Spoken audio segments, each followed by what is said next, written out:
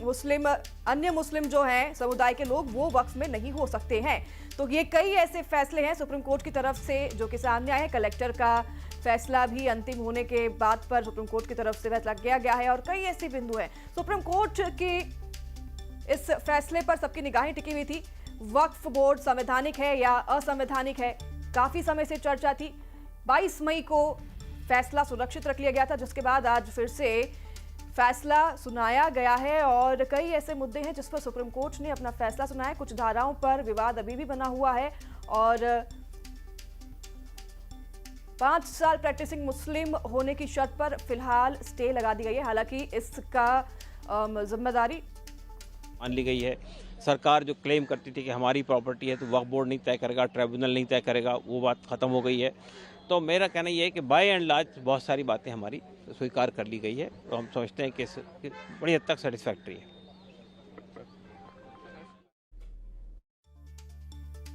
लगातार जैसे कि आप सुन रहे हैं वक्फ कानून पर सुप्रीम कोर्ट का ये जो फैसला आया है, कई बिंदुओं पर इस पर बात की गई है और फाइल अभी आनी बाकी है। इस पर कई ऐसी बातें हैं। सीईओ मुस्लिम होना जरूरी है, 5 साल के प्रैक्टिसिंग मुस्लिम होने पर फिलहाल स्टे लगा दी गई है। हालांकि राज्य सरकारों पर भी इसका जिम्मा छोड़ा गया है। वक्फ में 4 से ज्यादा गैर मुस्लिम सदस्य नहीं हो सकते हैं, यह भी फैसला सुनाया गया है। कलेक्टर का फैसला अंतिम फैसला होगा और ये ऐसे तमाम ऐसे फैसले हैं सुप्रीम कोर्ट ने जो आज सुनाया है। गैर मुस्लिम सीईओ की नियुक्ति संशोधन पर हालांकि रोक लगा दी है। सीईओ मुस्लिम होना काफी जरूरी है, सीईओ मुस्लिम ही हो सकता है, 4 से ज्यादा गैर मुस्लिम नहीं शामिल हो सकते हैं।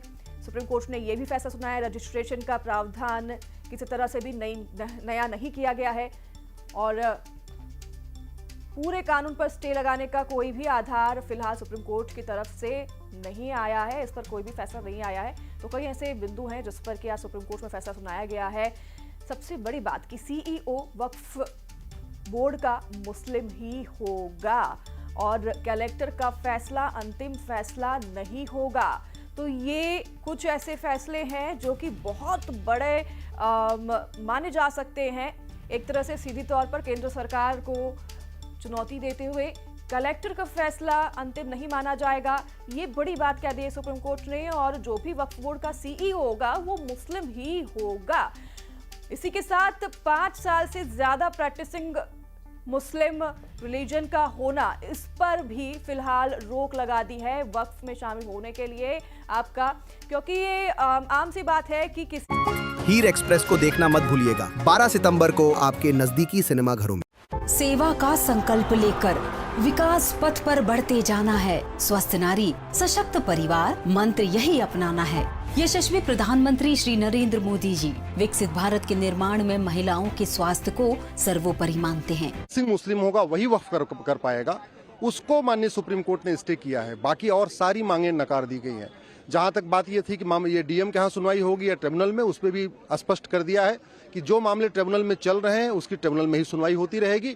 लेकिन जो नया आएगा विषय वो डीएम के सामने जा सकता है या वो आदमी कोई ट्रिब्यूनल में ले जाना चाहे तो ट्रिब्यूनल में भी, उसमें कोई अभी तक रोक नहीं लगाई है। तो इस फैसले का मैं स्वागत करता हूं।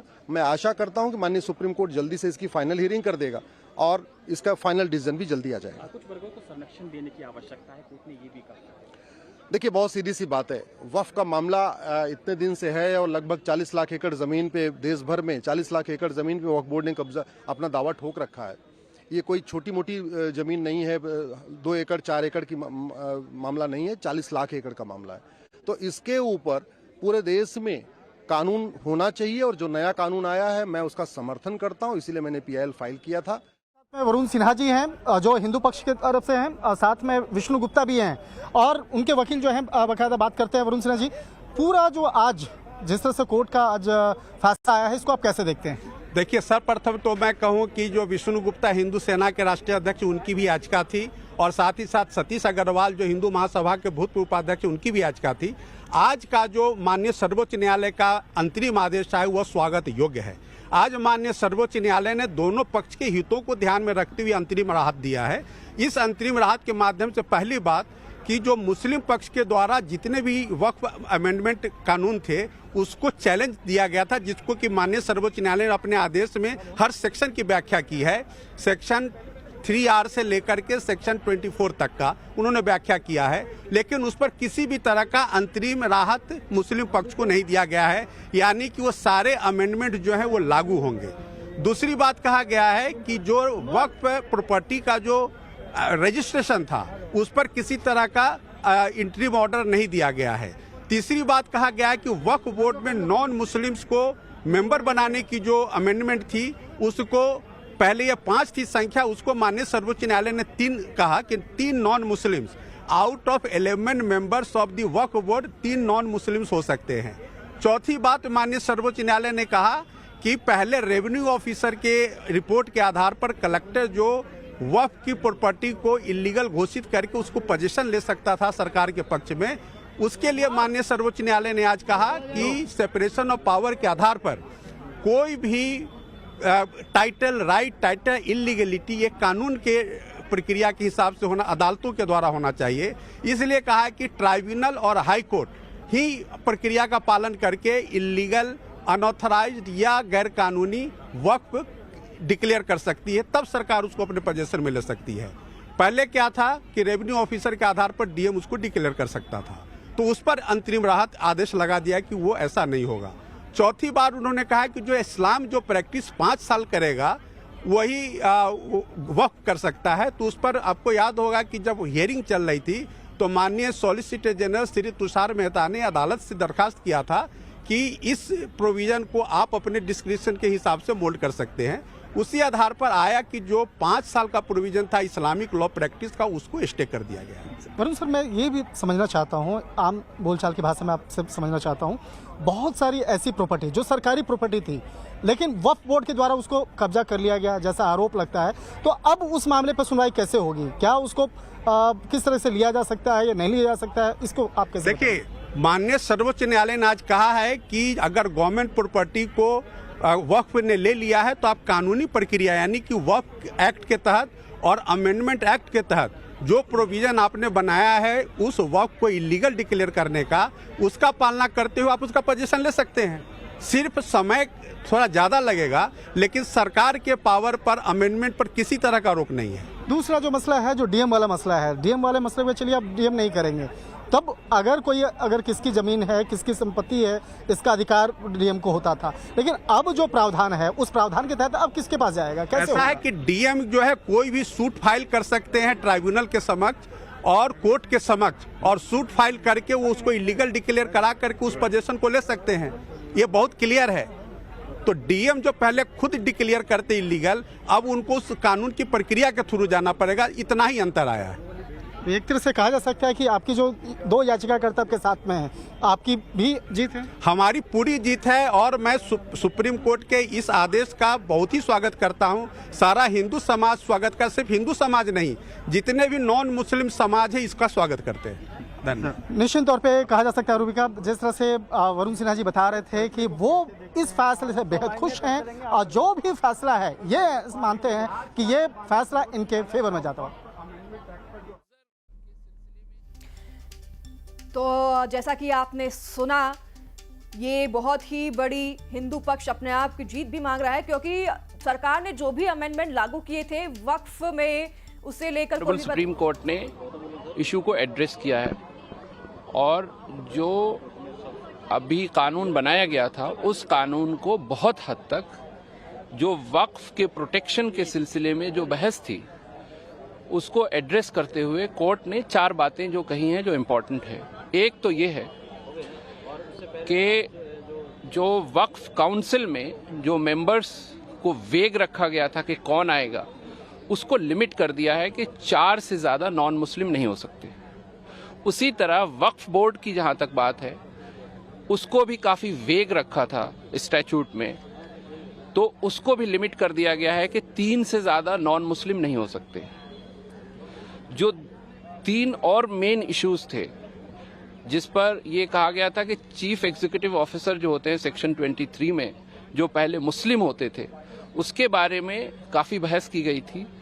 तो कोर्ट ने कहा है कि उसको हम अभी स्टे नहीं कर रहे हैं, लेकिन जहां तक हो सके गवर्नमेंट को कंसिडर करना चाहिए कि वो मुस्लिम हो तो बेहतर है।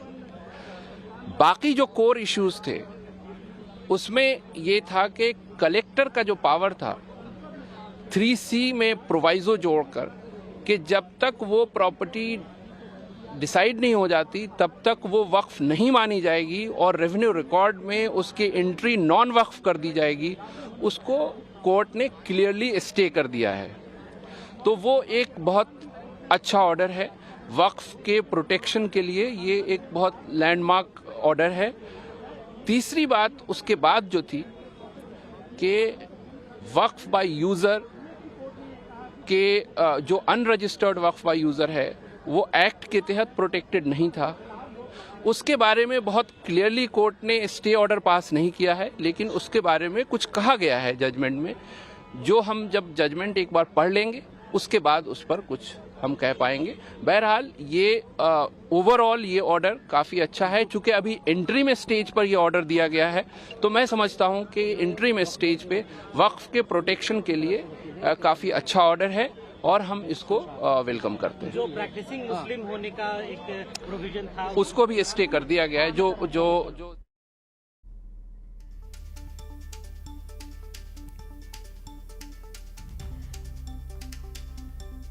सनवर पटेल हमारे साथ जुड़ गए हैं, एमपी वक्फ बोर्ड के अध्यक्ष, फोन लाइन पर। सनवर जी, सुप्रीम कोर्ट का ये फैसला हालांकि अंतरिम फैसला है, कैसे देख रहे हैं आप? हाँ, फिर से एक बार फिर से प्रश्न करना पड़ेगा दीदी। अब तक आवाज आ रही है हमारी सनवर जी? हाँ जी, अब आ रही है। जी सनवर जी, आज फैसला आ गया है सुप्रीम कोर्ट की तरफ से, हालांकि इसको इंटरिम फैसला बताया जा रहा है, फैसला अभी फिलहाल पूरी तरीके से नहीं जो है सुरक्षित है, अभी रखा गया है। कैसे देख रहे हैं आप, कैसे स्वागत कर रहे हैं? क्योंकि कई बिंदुओं पर जो है फैसला सुनाया है सुप्रीम कोर्ट में, हालांकि केंद्र की तरफ से जो भी अधिनियम लागू किए गए थे उसको पूरी तरीके से भी यहाँ पर गलत नहीं बताया। कई ऐसी बातें हैं जैसे कि 3 गैर मुस्लिम तो होंगे वक्फ पे, इस पर तो सुप्रीम कोर्ट ने भी अब कह दिया है। देखिए, भारत सरकार जो कानून लेकर आई है वक्फ अमेंडमेंट कानून 2025, वो लोगों की भलाई को ध्यान में रखते हुए इस कानून को लेकर आई है। और लोगों के जब प्रश्न थे तो हमारे यहाँ संवैधानिक व्यवस्था है कि अगर किसी को आपत्ति है तो वो कोर्ट में जा सकते हैं। तो आज सुप्रीम कोर्ट ने भी इस बात को तय कर दिया है कि ये कानून जो है लोगों की भलाई के लिए और संवैधानिक रूप से लाया गया है। और जब संवैधानिक रूप से कानून लाया गया है तो उसका हम स्वागत करते हैं। और उसके पीछे जो मंशा है, लोगों की भलाई की मंशा, वो मध्य प्रदेश इस बात के लिए प्रतिबद्ध है कि मध्य प्रदेश में जो आम मुसलमान है, गरीब मुसलमान है, जो नीडी मुसलमान है, उस नीडी मुसलमान भाई को वक्फ की संपत्तियों से का सही उपयोग करते हुए उनको लाभ पहुंचे। तो नए कानून से हमको इस बात का फायदा होगा, इस बात की सुविधा मिलेगी। नया कानून हमको इस बात के लिए मजबूती प्रदान करता है कि हम आम जन तक फायदे को पहुंचाएं, अंत्योदय कर पाएं। तो आप कोर्ट के फैसले का स्वागत करते हैं? देखिए, हम तो ये कानून ही पूरा आम लोगों की भलाई के लिए आया है। तो जब आम लोगों की भलाई के लिए कानून आया है और कोर्ट भी उसको सही कह रही है, कोर्ट भी उसके मूल स्वरूप को सही बता रही है, तो हम तो स्वागत करेंगे और हम काम करेंगे। इस कानून पर काम कर रहे हैं, हमने काम चालू कर दिया मध्य प्रदेश में। आज बेटे बेटियों की फीस जमा हो रही है, 1102 बेटे बेटियों को ड्रॉप आउट होने से रोका है। तो ये सारी चीजें तभी संभव है जबकि मोदी जी इस कानून को लेकर आए। तो ये सनवर जी हमारे साथ जुड़े थे फोन लाइन पर, जिन्होंने साफ तौर पर कहा है कि वो स्वागत करते हैं जो भी अंतिम फैसला कोर्ट की तरफ से आया है आज। और इसी के साथ खबरों में बढ़ते हैं आगे। देखिए, ग्वालियर से